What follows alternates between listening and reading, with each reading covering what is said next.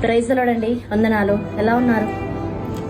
ఈరోజు మన డిక్షనరీలో అసలు మనం క్షమించాలి అన్న మాటే మర్చిపోయాం కదా. నేను ఎందుకు క్షమించాలి? వాళ్ళు ఒక మాట నన్ను అంటే మాత్రం నేను 10 మాటలని వదిలేస్తాను.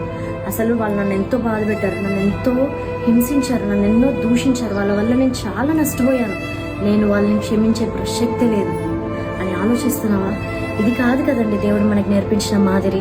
దీనికోసం కాదు కదండి దేవుడు మన కోసం మరణించింది. ఆయన మనం చేసే పాపాలను మనం ఏమని ప్రేయర్ చేస్తాం అసలు దేవునికి?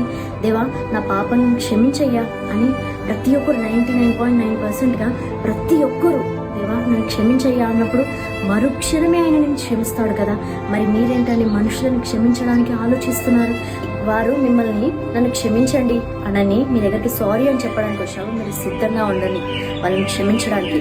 ఇంకొంతమంది ఉంటారు, వాళ్ళ క్షమాపణ అడగరు, ఏం అడగరు, అసలు వాళ్ళు రియలైజ్ అవ్వరు. వాళ్ళ కోసం మీరు ప్రార్థించండి. దేవుడి ముందు వాళ్ళ పేర్లు పెట్టండి. దేవా, వీళ్ళ వల్ల నాకు ఇబ్బంది అవుతుంది, నన్ను చాలా బాధ పెడుతున్నారని దేవుడి ముందు పెట్టండి. దేవుడే మీ పక్షాన వాళ్ళతో మాట్లాడతాడండి. దేవుడి ఇచ్చిన వాగ్దానం ఏంటి తెలుసా? ఏ మనుషుడు మీ ముందు నిలవలేడు, ఆయన చూసుకుంటాడు. మనం మాత్రం క్షమిద్దాం. రెడీగా ఉన్నారా? మీ దినాన్ని క్షమాపణతోని మొదలు పెట్టండి.